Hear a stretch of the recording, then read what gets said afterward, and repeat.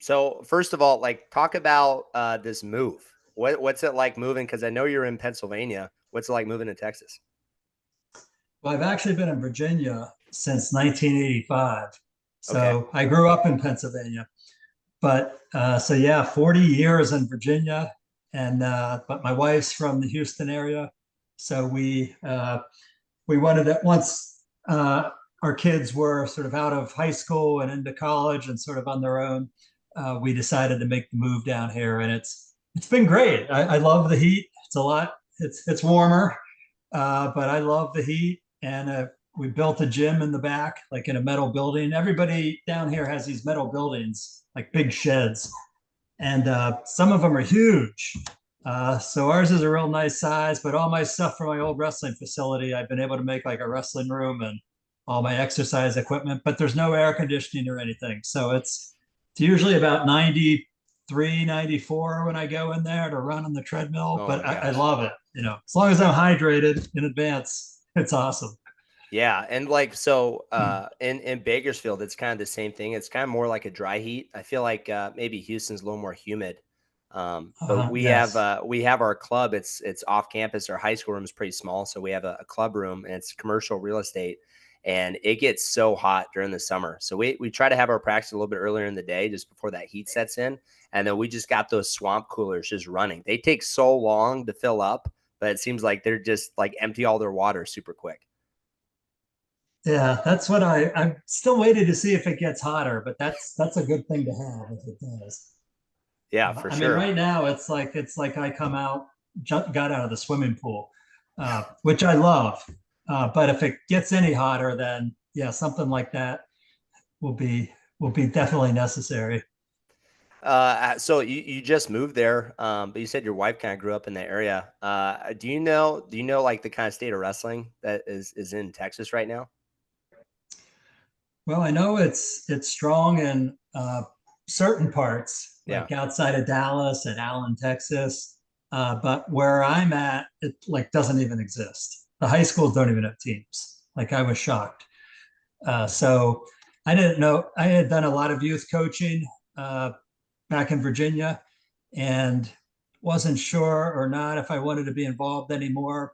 And I don't think I do because claw is such a full time commitment.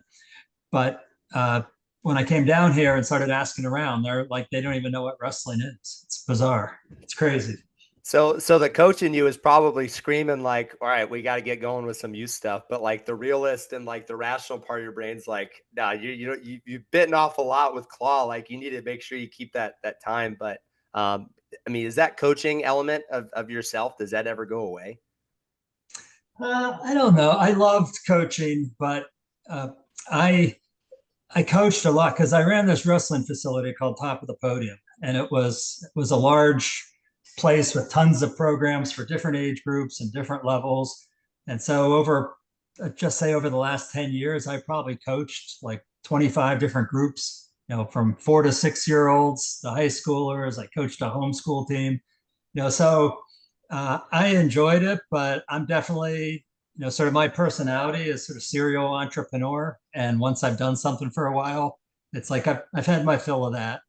So I loved it when guys wanted to learn and young guys wanted to learn and were excited about the sport. That was awesome. But I did so much of it for that period. It's about a dozen years.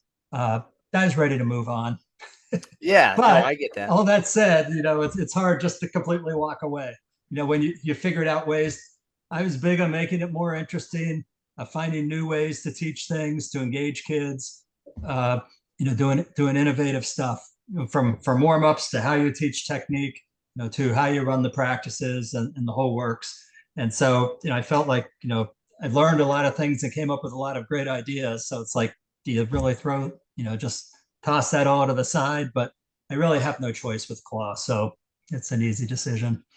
Well, I definitely want to get into claw because I feel like everything you just talked about is essentially what you're doing with creating this kind of new. I don't want to say new rule set. It's new in the sense that it's not been put together like how it is with wrestling before.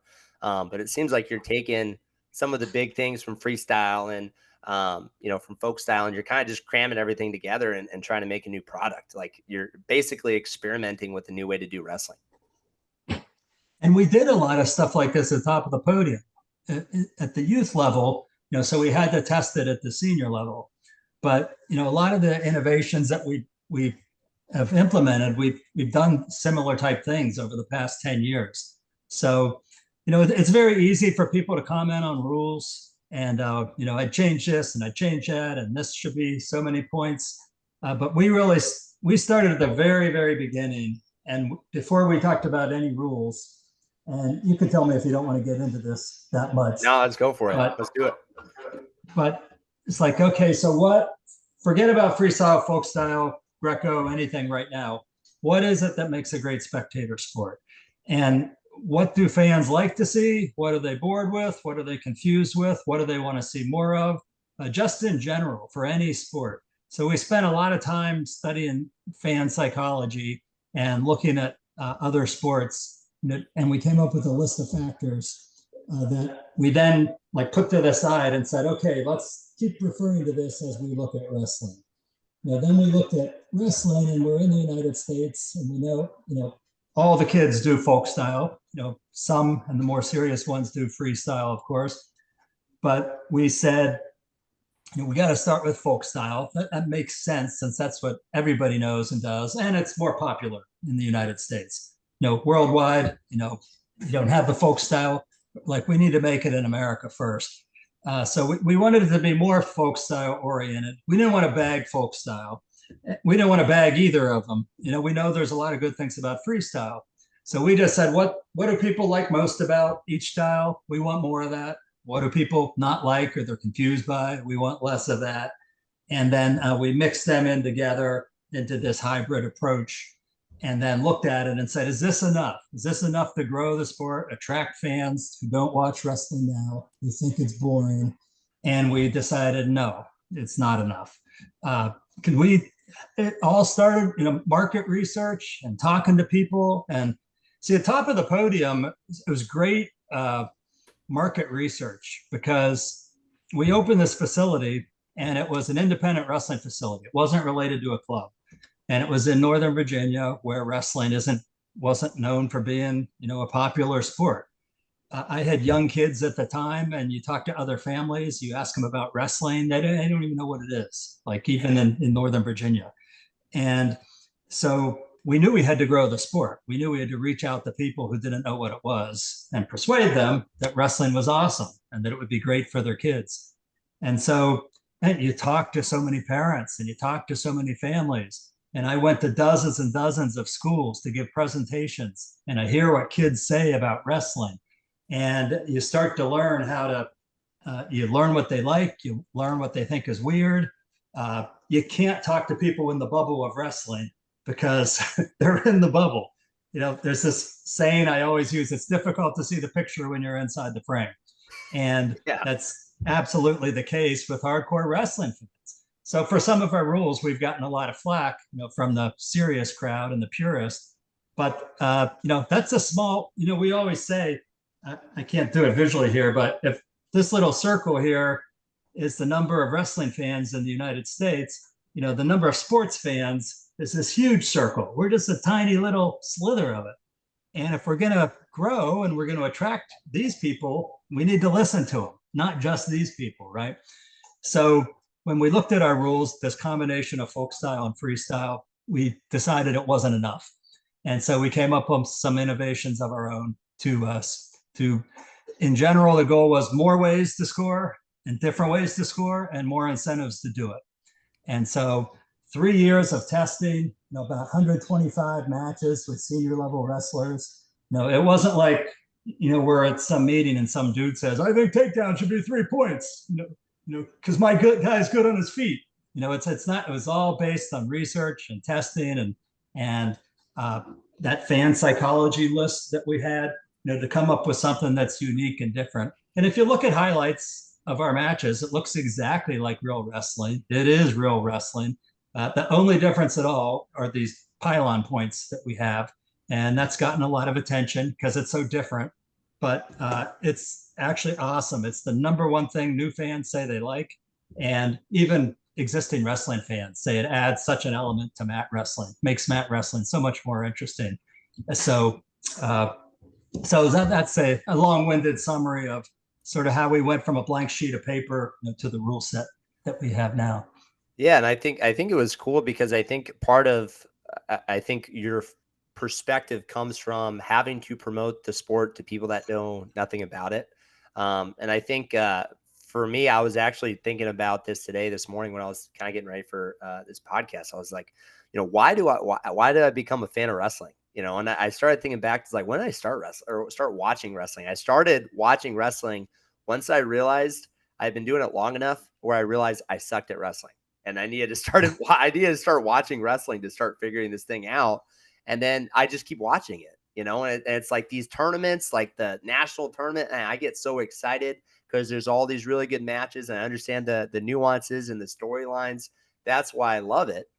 But then I talked to my wife and like we actually met because her younger brother was in our club and then you're not supposed to do that by the way, but I just had seen her around and stuff and two young people that were single, eventually, yeah, we got married.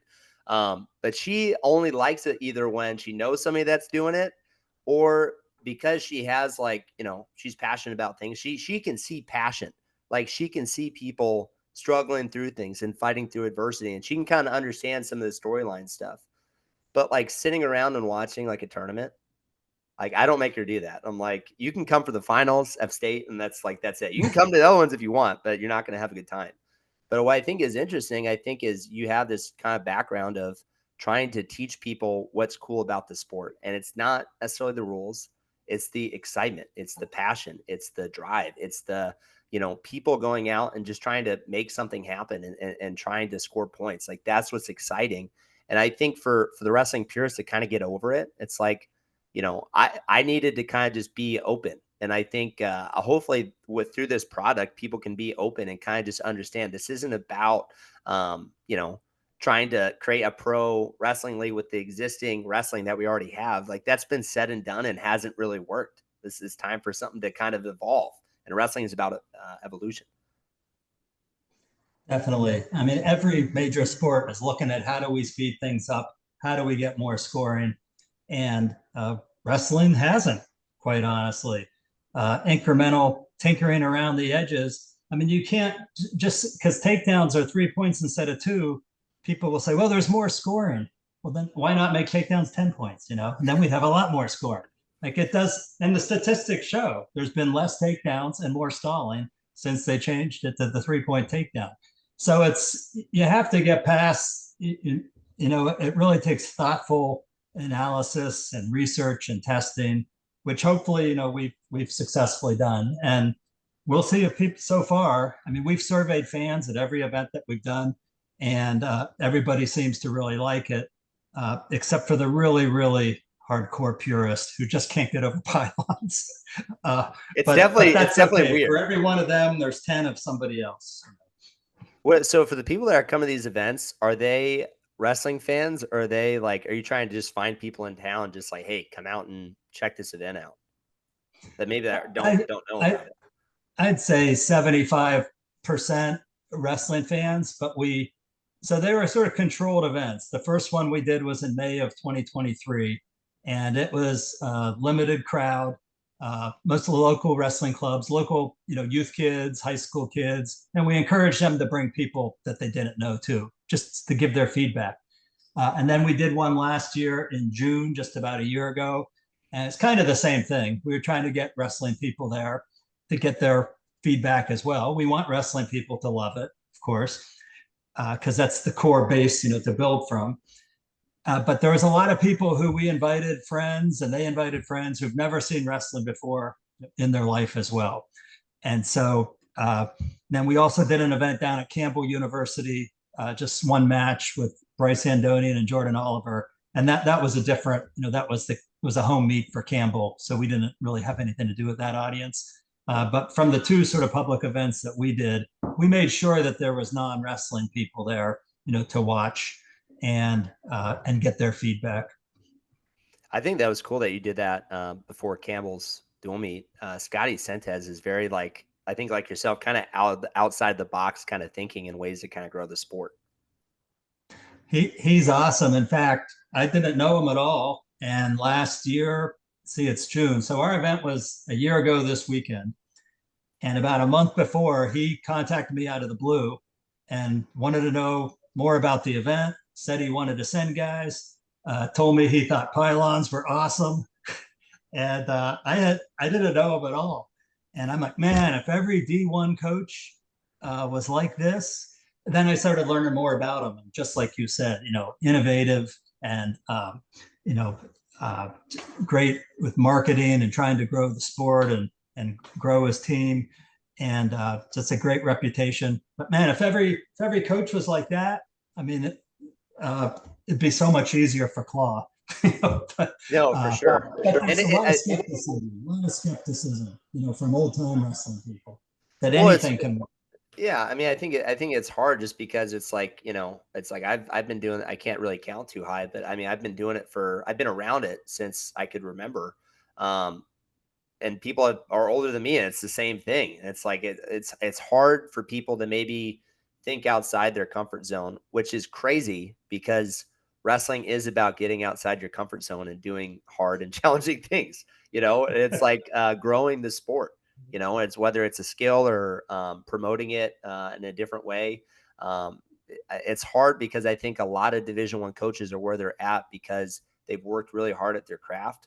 But then you also have people like Sky Sentes that are trying to do things a little bit different. Jay Robinson was like another guy that would do some crazy stuff. He'd have like magicians do like the halftime shows at duels just to try to get people in the doors, right? Which again, that sounds crazy, but again, it's like you try enough crazy things, eventually something sticks. Yeah, definitely. I think the pylons are kind of epic though. It was that. I mean, I know it's a team effort and like a lot of people are working on it. But that wasn't your idea, was it?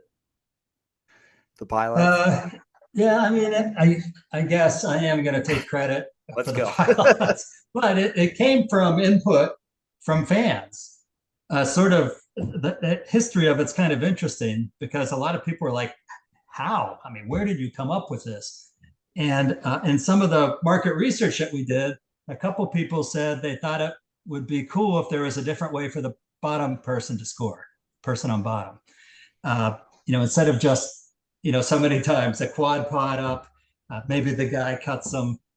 Obviously, sometimes you get a reversal or something, but a lot of times, it's just not that interesting. There's an escape and a reversal, and uh, not as much variety in how you get those points as maybe takedowns. And so it's like, well, how does the bottom person get more points? Like if they don't get broken down or something, you give them a point. We're like, that probably Yeah. isn't a good idea. And then separately, we had this conversation about pushouts and neutral.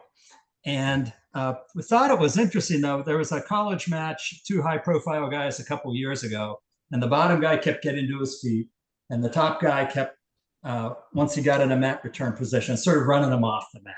Yeah. And it's like, so you can't flee the mat, but if you're behind him with your hands locked, you can run him off the mat and start all over. And the guy could never get out. It happened like 8 times in a row. Like that's kind of interesting. Maybe there should be like a push out for mat wrestling. If you can, and we're like, if you can push the guy off the mat, you get a point. You got to stay on the mat. And then we're like, well, if you could just pick the guy up and carry him off, or maybe you just grab his leg and drag him off. And like, we weren't sure about that. But then we're like, well, what if it's the bottom? What if the bottom person, if they get off the mat? Uh, and then we're like, oh yeah, the top person really has to control. Like if you're just on top and the guy can go wherever he wants, you're not really controlling, right? You're riding, but you're not controlling them. And they always say folk style is about control. So we experimented with that, and it was too easy. It was like we're like, if you can touch out of bounds, you get a point. It was just too easy. And then I was watching an NFL game one day, and the classic, the guy running for the ball, the corner of the end zone, and dives for the pylon and hits it. And I'm like, that's it, pylons. And we started with 4, and right away, the people who did it when we tested it loved it. And it's kind of like too much loved it because it's so different. It's like Yeah. everybody was obsessed with pylons. All the teammates go for the pylon. That's all they cared about. And you could get as many pylons as you wanted, and there was 4 pylons. So we've modified the pylons probably 10 times over the last 3 years, to try to get the right balance, because you don't want it to overtake the match and be all about pylons. Right. On the other hand, you don't want it never not to happen, because it's just a lot more interesting to watch mat wrestling if they're anywhere near a pylon, because there's a point in play. And originally, only the bottom person could get it. And through the testing, we found out that the bottom person had a bit too much of an advantage, because we also have a quick score bonus. So if you score in the first 10 seconds of any round, you get an extra point. So if you take off like a baby for the pylon and get it in 10 seconds, you're up 2-0. In a 60-second, our second and third periods are only 60 seconds. So if the guy cuts you, he's down 3-2, like he's basically lost that round. You have to win the most number of rounds in claw.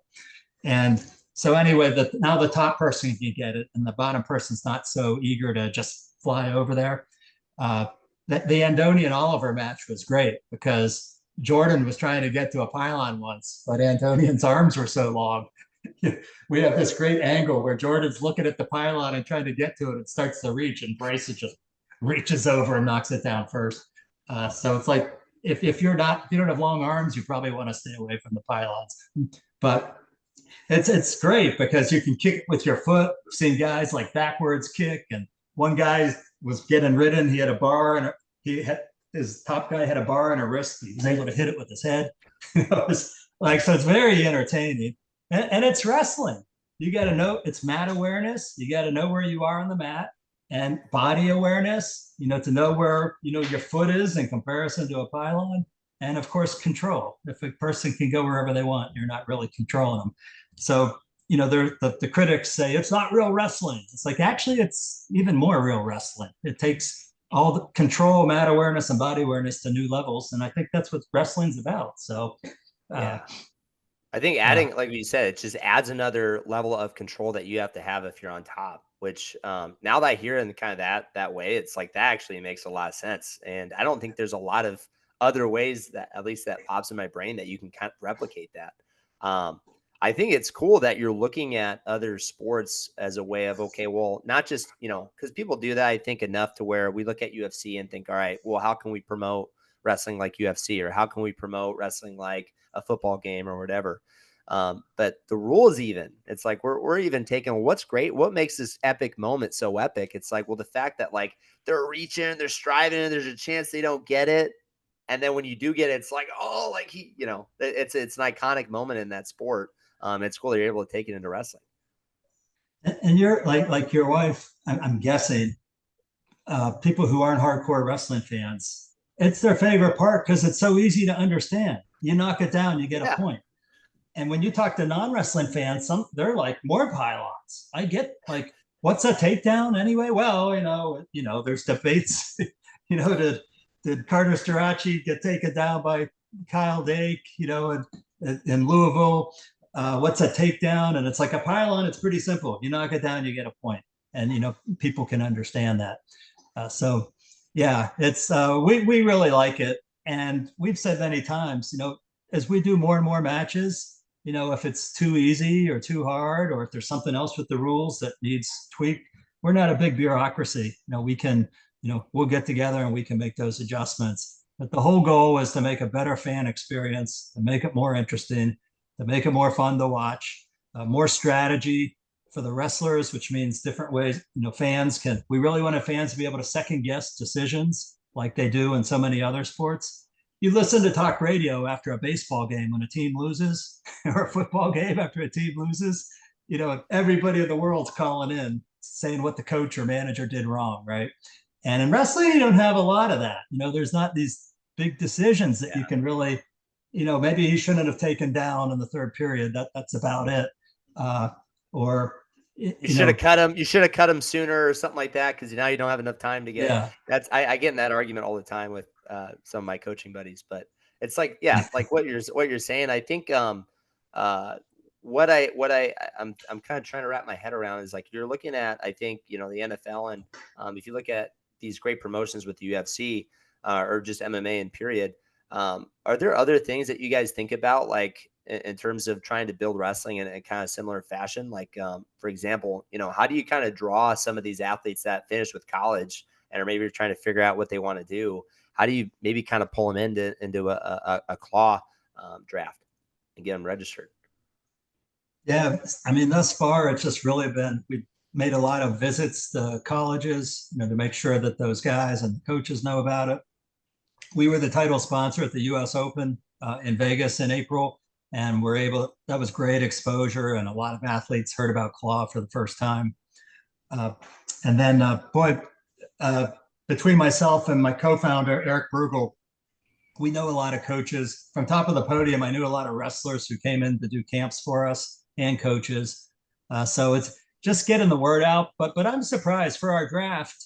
Registration ends on June 30th, and we have a little over 200 wrestlers have registered for it so far, basically vying for 42 spots. So it's those better guys. It's really good. It's high level wrestlers.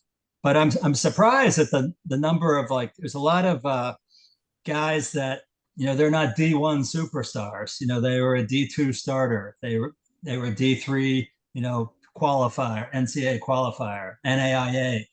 Just so many of these guys, and I'm like, I wonder how they knew. I'm like, I'm not sure exactly how they knew about it, but we're on podcasts, and people share things on social media, and I'm assuming that's the way. So we really want to do something for the guys that don't get drafted as well. The really cool thing about Claw is we talk all the time, and most people are interested in the men's pro league, which launches this year. But the Claw brand can be so much more expansive. And already, I mean, there's been so many requests from college guys to do it who are never going to get drafted. And so we're going to have a college league, have open tournaments. We've been approached by several large tournament operators to do youth tournaments with claw style rules. Nice. Maybe they're modified a little bit. Women's league, we want to have boys and girls divisions at the youth level. And then, between camps and clinics and merch, and then alternative things. Like, we have an idea. We're going to do this thing called the half-ton challenge. And it's 6 guys and you get to weigh 1,000 pounds. And so one person can weigh whatever they weigh, but the 6 of you together has to be under a half-ton. And then when you wrestle the other team, anybody can wrestle anybody. So it's kind of crazy. Now that's not going to be like our official professional league, but that would be like an off-season thing that we can do. So we have lots of, we're definitely idea people. And some of those things, that might not work at all, or it might be awesome. Time will tell. But there's just so many opportunities. I mean, Claw's mission is to get more people to watch wrestling and to get more people to wrestle. Mostly boys and girls, because we think the life lessons are so critical, for kids to learn. But if we can have a successful pro league, that will help get more people to wrestle, because they'll have heroes and people that they can look up to, and they'll know about it. And then if they can wrestle in claw matches at a tournament or a dual meet, they'll be more inclined to watch the professional league. And so very synergistic products that all, then they'll come to a claw camp. And so it's really exciting. The sky's the limit, but sort of the center of it is to start, we got to execute first on the men's professional league and show that, do it right and do it in a quality way. We don't want to do it second rate. And then once we do that, then hopefully expand from there. I was trying to just think, you kind of just gave me an idea. I kind of want to throw it at you. You were talking about, like, kind of building heroes or like building storylines. Do you ever watch, man, I'm actually trying, I think I might have forgot the name. But it was a UFC show, and they would basically take like a weight and they would put a bunch of guys into a house, and then they would basically, fight each other every week, and it would boil it down to basically be like a tournament, but it'd be like a reality TV show. Do you know what I'm talking about? Yeah, was that the Ultimate Fighter? Yes. Yeah. You could almost do like an Ultimate Wrestler. I don't know, like, function, like how that would work, but it's like kind of building that storyline element a little bit more. You definitely have to build storylines, and the more people care about the athletes, the better. But if you don't, and there's some other stuff going on out there where they're trying to get professional wrestling going, and they're talking about storylines, and that is definitely you've got to do that. Uh, However, if you don't address the core product, Yeah. it's going to be really hard for anything to thrive. And that's why we started with we've got to see if we can come up with a better rule set that's just more engaging and more fun to watch. And so, uh, yeah, so but then after that, ultimate, a reality show like that would be awesome. Storylines built within the broadcast. We need to find new ways to make it more engaging for people watching online. We've developed hundreds of new statistics. Baseball's famous for that. They have a statistic for everything. Just incredible if you watch a game, the Sometimes stuff too they come many. up with. Too many, maybe. But in between pitches, when there's otherwise would be boring, you're reading some stat and you're Yeah. saying that's dumb or where did they come up with that? You were just engaged instead of being bored. We want meaningful stats, fantasy leagues, betting. We're approved to do betting now, Let's go. but I mean, if you want to get people, involved, maybe they're outside the box a little bit. Yeah. Open up the betting lines. it's definitely a plan. We're approved for season one, except we're not going to do it in season one because there's just not enough data yet. And it's our first season, sort of a modified season. Each team's only wrestling 3 duels because we really need to get the word out and let people see it and then go from there. So season two will be a longer season. And that's when we're probably going to roll out betting for the first time, which will be cool. But we will have various fantasy leagues in the first year, to engage people as well. When you talk about, like we need to see like I guess maybe like, is it like pay-per-view, like how many people are checking things out? Like, how many people are talking about it? Is there like certain goals that you're trying to hit with this first season in order to kind of move on and expand? Uh, no, not really. We are so I'm a, you know, one of the things with Claw is we're business people first, not wrestling coach. Even though I had said I coached youth wrestling and stuff, that was after I sort of retired from business. And so we view it as a business. And I'm sort of, as I mentioned earlier, a serial entrepreneur. And the companies that I've been involved with that have been startups have done things that haven't been done before. It's not like we entered an existing market. It's always trying to create something new that's never been done before. And you kind of quickly learn that all your projections are just, you might as well throw darts against the wall to pick numbers. Yeah. Because it's really hard to predict.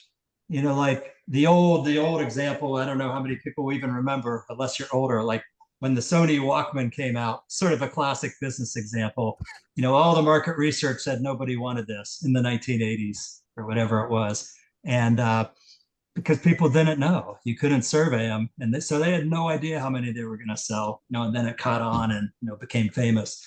So what we've done, instead of trying to project numbers, is just determine break-even points and determine how much, if it takes a lot longer. Like on one of our scenarios is nobody watches and nobody buys a ticket, which that won't happen, but just that's our first scenario. How much capital do we need, to survive a couple years if nobody watches it and does it in year one? And then you just have different other thresholds. If we get 20,000 viewers, if we get 50,000 viewers, if we get 100, ultimately you want a lot more than that.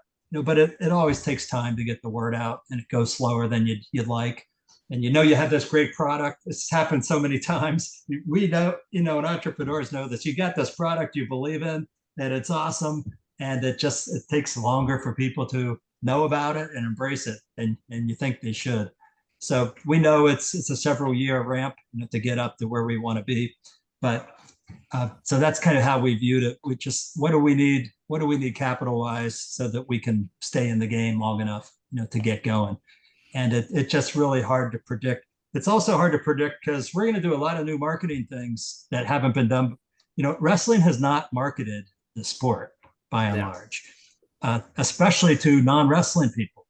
So, with all the digital media opportunities out there and social media and then traditional marketing, there's a lot of ways to try to reach new audiences. So the marketing plan, which nobody talks about, and when they're talking about all the new leagues and all the new efforts, uh, it's the probably the most. You need a rule set, you need a core product that people will like, but then it's like, how do you attract customers in a cost-effective manner? And how are you going to do it? Because it's never been done before in wrestling.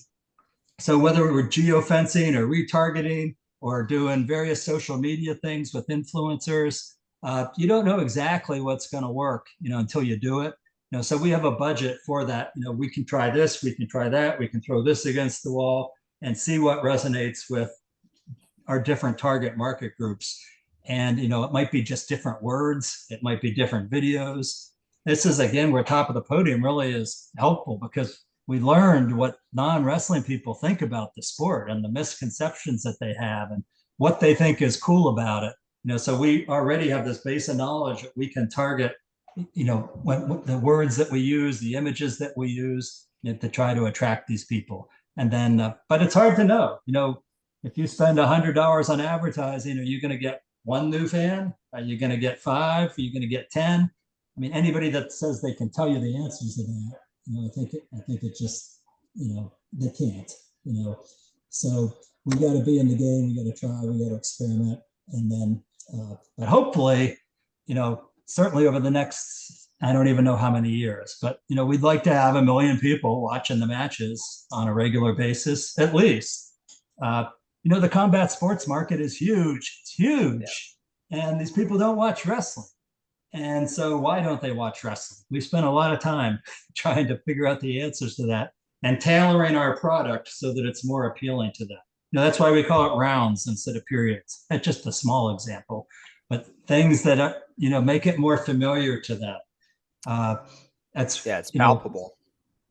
A lot of little things like that we do to try to make it more appealing to them. And we know there's a lot of former wrestlers who watch MMA because they think wrestling's boring to watch, and they wrestled and they still think it's boring to watch. So, a lot of research. It's hard to do.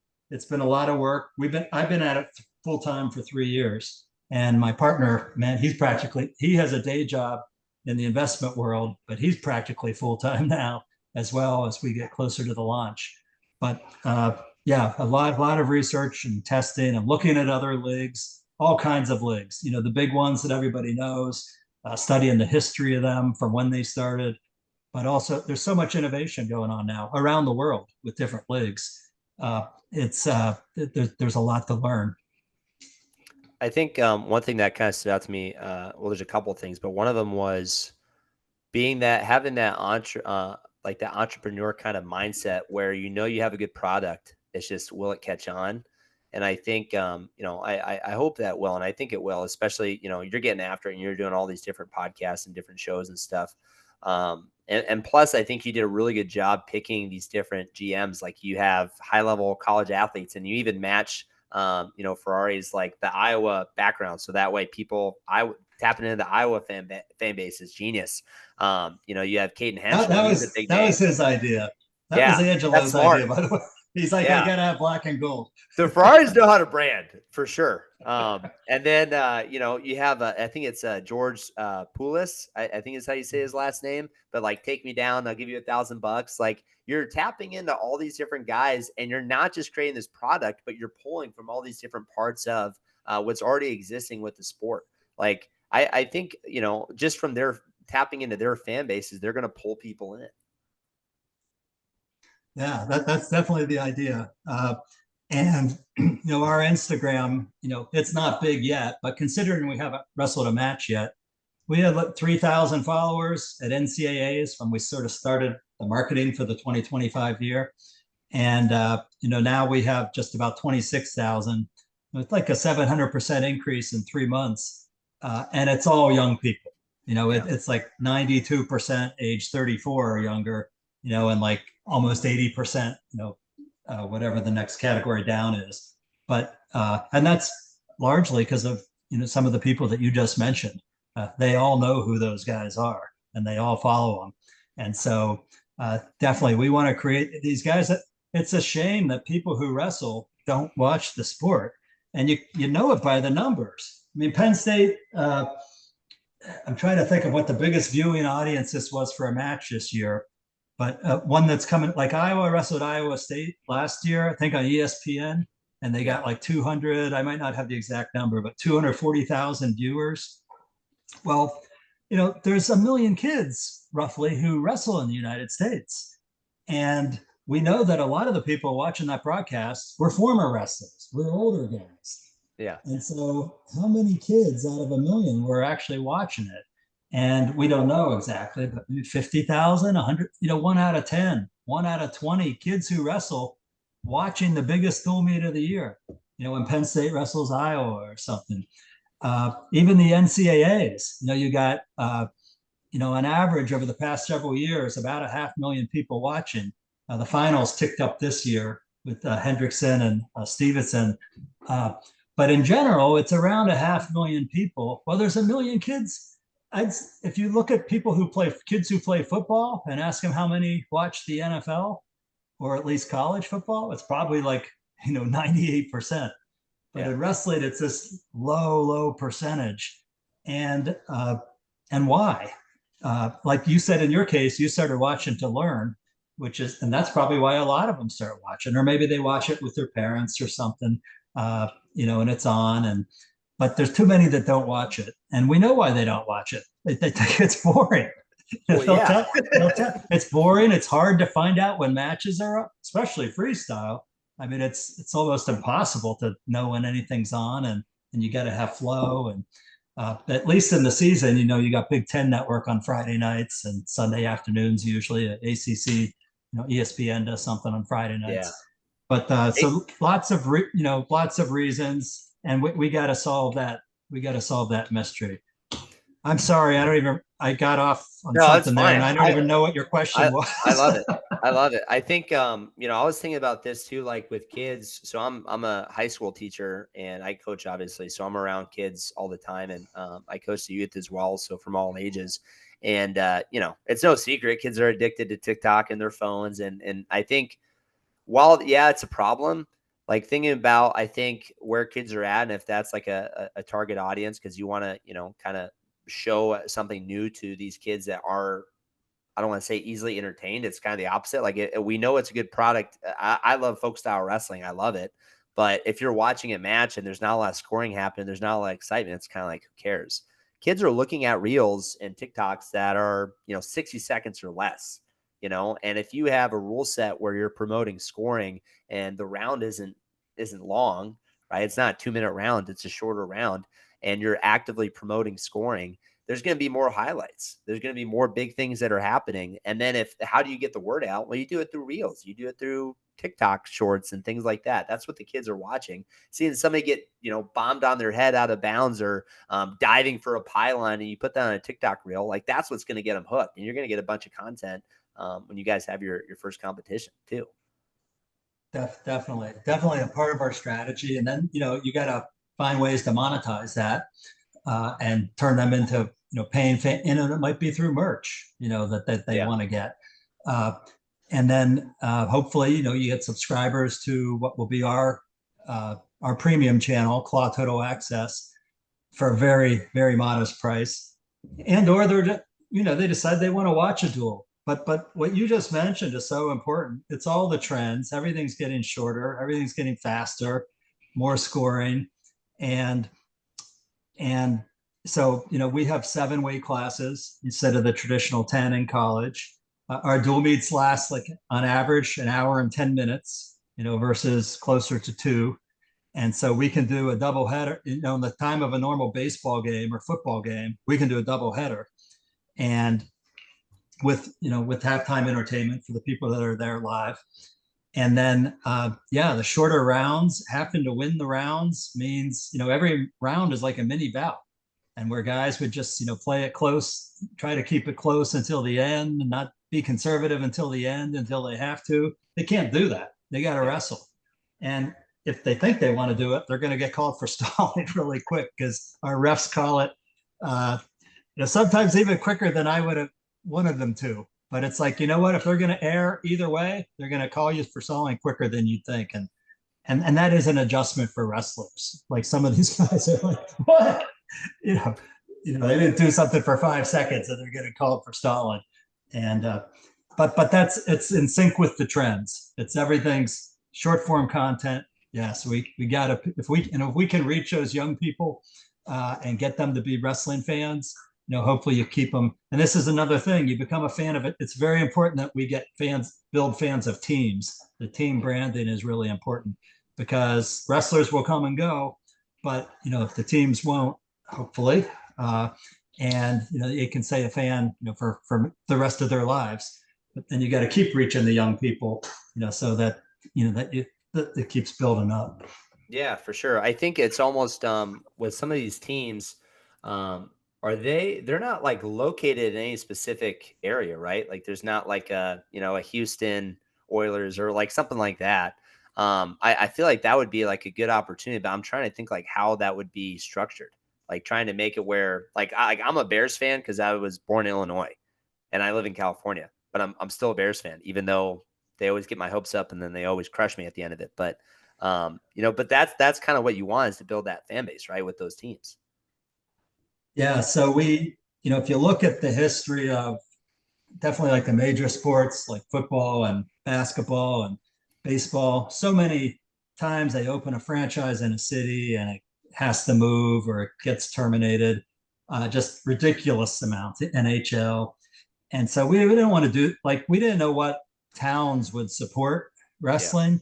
You might have an idea. You'd say, oh, maybe Iowa City, maybe State College, maybe someplace in It's New Jersey, Pittsburgh or Cleveland. something. Yeah. Yeah.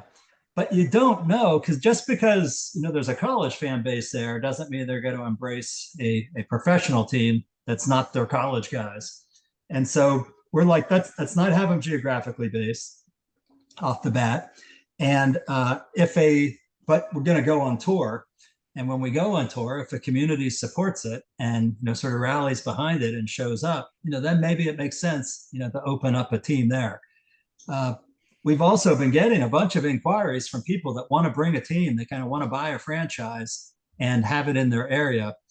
Uh, and so we've had those discussions, and nothing's happened. Nothing's going to happen this year because we're all set. But I think if we have a successful first year, there's going to be a bunch of people that say we want, and it will still be the athletes will be training in their hometowns and just coming in, but there'll be home dual meets, in that community. And we really think it's a way to cause wrestling to surge and to boom in a local area. Because when we like at our championship in Pittsburgh this year, we're going to be doing clinics beforehand, introduction to wrestling clinics for people who've never wrestled before, which I've done like 100 times. And we know there's a 75% success rate. If we do it right, that 75% of them will sign up for a club. We'll also have advanced clinics. We'll have fan fest, ways to engage the community and get them involved, to get them to come out, and then to stay for the match as well. But going to schools, we'll go to schools with our mascots and with Nice. wrestlers, and we got to reach into the community and let people. Because if kids know about wrestling and you can address the misconceptions, a lot of them will give it a try. And we definitely found that at top of the podium. But it's labor intensive. It's you gotta show up. But if we show up with two mascots and have them wrestle, we're probably getting 100 kids, from that, cafeteria, auditorium, whatever it's called, the assembly, signing up for wrestling and definitely coming to our event, even if the mascots don't wrestle. So we have to Yeah. find a way because you don't have the geographical connection. We have to find a way to get people to care about teams and brands until there is a geographical connection, if there ever is. And we think, in studying other sports, there's ways to do that. Already, I know we know. I tell Caden Henschel this quite a bit because when we're at tournaments at our booth, people will come up and tell us they're a Cicadas fan, and I've Nice. eventually found out why. It's like, yeah, you're a Caden Henschel fan, right? Yes, yes. So whether it's because of the GM, whether it's because of the they meet the mascot at one of our events, and the mascot has fun with the kid, or they just think a mascot's cool. Every team have a mascot. If it's the colors of the logo, or if it's who's on the team, their favorite wrestler gets drafted by a team, and that's who they're going to wrestle for. So nobody knows who's on a team yet, but we still finding that there's brand loyalty to teams. And so, but that's a challenge.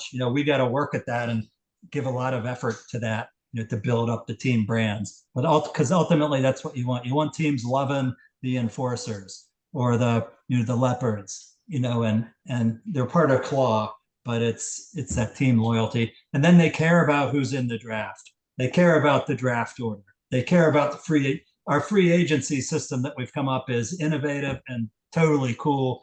And it's kind of like the salary cap for NFL, but way more understandable for fans. And I think fans are going to love that. That will go into effect in year two. But you need to care about a team, really to care about that type of stuff. And then if you do care about the team, you'll love that stuff. And there's year-round engagement. So with the free agency, how does that work? Like if I register for the draft, I don't get drafted, I'm a free agent, right? And then let's say, the 199 pounder gets hurt, they call me up and they're like, hey, like we need you, like you need to make weight, we're gonna fly you out. Like that's essentially how it's gonna work, basically. Yes, yeah. If they know in advance that there's an injury or whatever, an emergency, and there's time to get you there, and they want you, they'll call you up and we'll get you out there. We'll also have a couple free agent reserves at every event in case there's an injury in real time.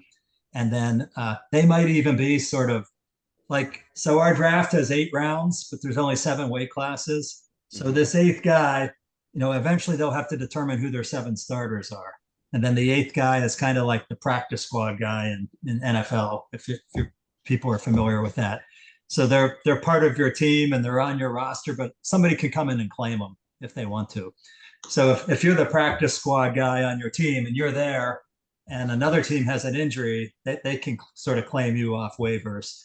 And then you're going to go wrestle for that other team. But that's cool. You'll get the wrestle and you'll get paid. You'll get paid to be there as a reserve, but you'll get paid more if you wrestle. And if you win, you'll get paid even more. And if your team wins, you'll get paid even more. Uh, but that's kind of how it works with the free agents. Everybody who doesn't get drafted goes in the pool, free agent pool, and they could be claimed off waivers at any time. That's pretty epic though. So like we could be warming up for a dual meet and like one of our guy gets hurt and I can be like, hey, Cicada's got this backup that's pretty nice. Like, let's go get him like right now, like at the event and be like, hey, we're gonna pull him. That's wild. Yeah, yeah, yeah. And then so there's all sort of safeguards and stuff to make sure the system isn't abused. Yeah. But basically, yes, yes, yeah. If you're the best reserve there, sitting there, that you're getting picked. When you guys are thinking about where you want to do these different events around the country, my first jump is like where would be cool in California. In my head, it's like the Central Valley because it's just this big wrestling area. But if you're trying to market it to people that are also non-wrestling fans, I'll think, okay, well, what's like a big area or important city in California that's big with MMA, and that's LA, right? Like they have a bunch of different fights there, and it's still close to the Central Valley. Are you thinking about that kind of stuff when you're looking at possible different cities? Yeah, I mean, initially it's the initial. So originally we were going to go on tour to 5 cities in the first year. Then and we scaled that back because we didn't want to have to worry about filling seats, in Yeah. 5 different cities where we don't really have great connections in some cases. But we started with sort of the wrestling hotbeds, where we know there's a strong and more on the East Coast because a lot of the wrestlers, in the Midwest and East Coast area, Yeah. Pennsylvania, Jersey, uh, UVA, Virginia Tech, all the way into the Midwest. So it was kind of like Pittsburgh, Cleveland, uh, Philadelphia, maybe somewhere in Jersey or New York, Long Island area. Raleigh actually came up as a site. They got several Division I programs, and what we're really looking for is grassroots support. The Yeah. local wrestling community has some strong leaders that would like to see a professional league come there. And so we found in Northern Virginia, because myself and my co-founder were there for so long, and I knew so many clubs, and we ran that facility, we had that support. But we decided this year to focus on Pittsburgh, where we also have been getting great support. But that's the key is, local leaders, and even if it's hoping to get teams to come. And I went to a Pittsburgh Pirates game once. I'm a Pirates fan, unfortunately, and very unfortunately, but I'll stick with them. I was born in Pittsburgh. Yeah. Uh, I went to a Pirates game once, and these kids started coming in from the bullpen area out in right field. They opened the gate, and these kids started coming, and it was like, today we're going to welcome the players in the whatever tournament. I think like 3,000 kids came through, walked around the warning track, and then down, the baselines, and then back out the same way in right field. It went for like 15 minutes. And there was this huge youth baseball tournament going on in Pittsburgh, and they scheduled it such that they had Sunday afternoon off so that everybody could go to the Pirates game. And because of that, they had like 15,000 more people. When you throw in the parents and siblings and coaches, like 15,000 more people there because of this youth tournament. So, and then, these kids are watching professional baseball and everything, because baseball does a really good job entertaining people, especially minor league baseball, you know, uh, but even professional baseball, there's stuff for not, if you're not a hardcore baseball fan, there's stuff, there's in Pittsburgh, the pierogi races, there's always Yeah. stuff on the Jumbotron. There's, different contests, all the stuff they do, playgrounds. So we have to do that for wrestling. So we might do it like at a big youth tournament, as well. Our draft is at NUWAY Summer Nationals in Atlantic City next month. And historically, I don't know the numbers for this year yet, but they have about 2,000 kids wrestle there. Because we were going to do the draft, maybe in State College, maybe in Pittsburgh, maybe in Virginia. And we're like, we got to get people to come. So we're going to have to spend all this effort.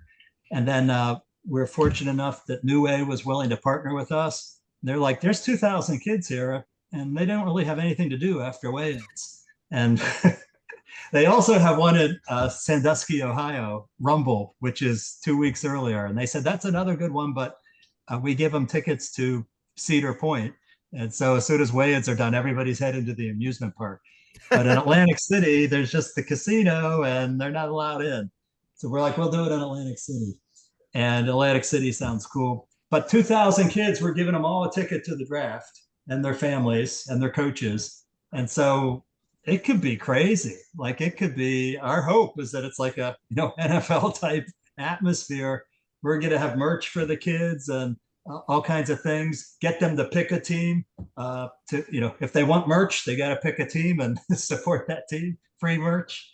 And it could be crazy with all these kids and people there. Then of course we're bringing in some of the top draft picks, and there'll be a stage, and Shane Sparks is the MC, and Yeah. hopefully that's a home run. But again, everything's about executing, right? You can have all these great ideas, but attention to detail and doing everything right. But it will be streamed. It'll be streamed on Flow for free, I think, for free. Anybody can get it on Flow, but it will also be streamed on our social media things as well. But the whole point of that was, it's like, yeah, let's go to places where there's already kids and wrestlers who would be excited to watch us. And that's what we're doing for the draft. And, so maybe we do something at Super 32s next year or other big tournaments and do matches there, in addition to a city having a home team or even going on tour.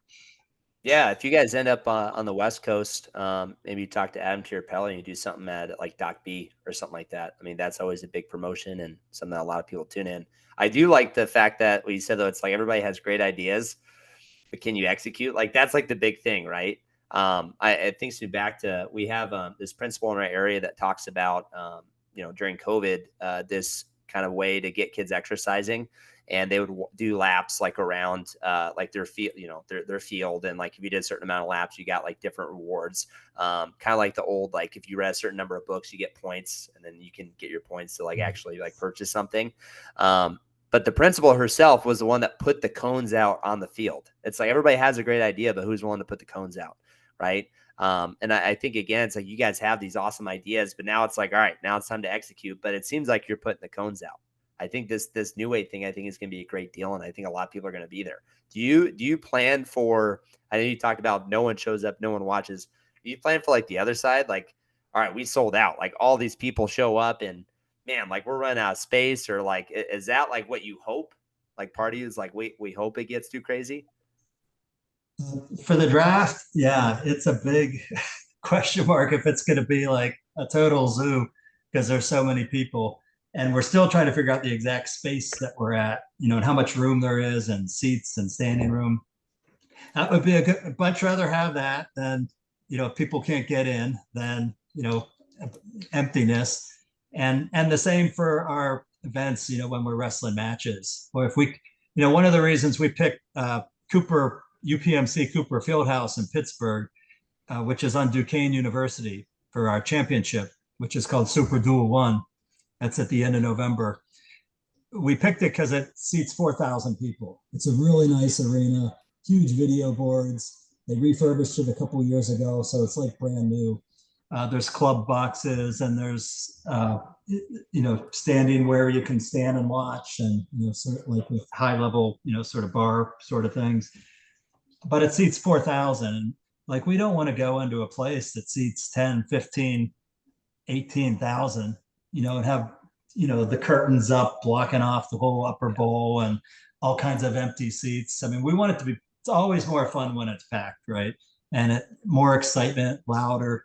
And so the goal is, to fill that, and hopefully we fill it. That's why we're working really hard with the local leaders. We'll be marketing in Pittsburgh, getting sponsors, and it's a strong wrestling area. So everybody seems to think it's realistic. 4,000 people. If we have, if we promote the league right and we have a successful league and people are hearing about it. But yeah, that we hopefully we sell that out, and that's easy. If you don't get tickets, you don't get in. The draft in Atlantic City, and it's kids too. If they can't get in, it's like show up early, right, to make sure you get in, because we might run out of space. But that would be awesome. And for the kids that can't get in, maybe we'll try to do something for them, because it's really important to connect with kids and have interaction with them. And we'll have the athletes meeting with them and signing autographs, and the mascots will be there, and the whole it just we gotta think about fans, which wrestling hasn't done enough of.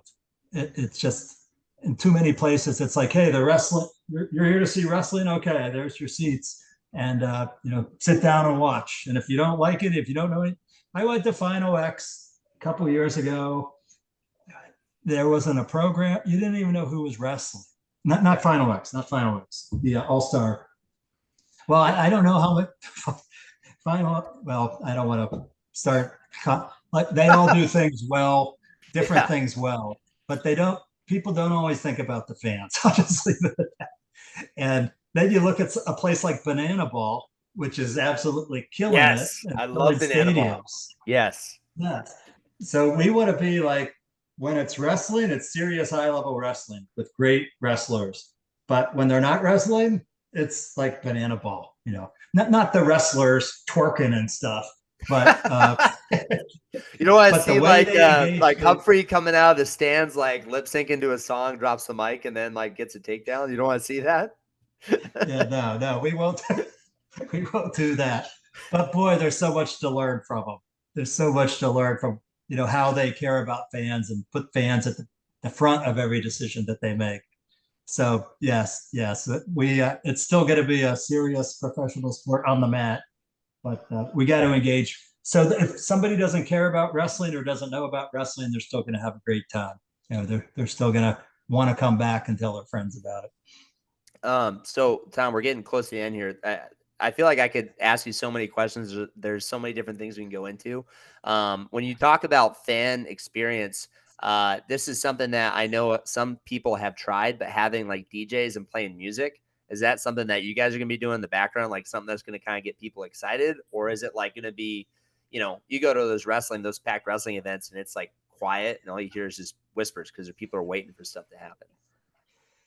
We do not want it to be quiet and whispers. Is there going to be, we've had a lot of discussion. There will be a DJ there. We test everything. Yeah. And so when we did our event last June, we had a DJ there and we told them it's okay to play music while they're wrestling. We want to see, and people have tried this, right? And sometimes it depends how loud it is.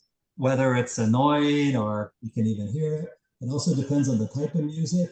I was at Final X at Newark 2 years ago, and they sort of had this royalty-free club music playing the entire day, which was like 9 hours, and it was just it gave me a huge headache. It wasn't song; it was just club music with this pulsating beat, and it was too loud, and it was 9 hours, and so that didn't work. Uh, but can it work? Maybe.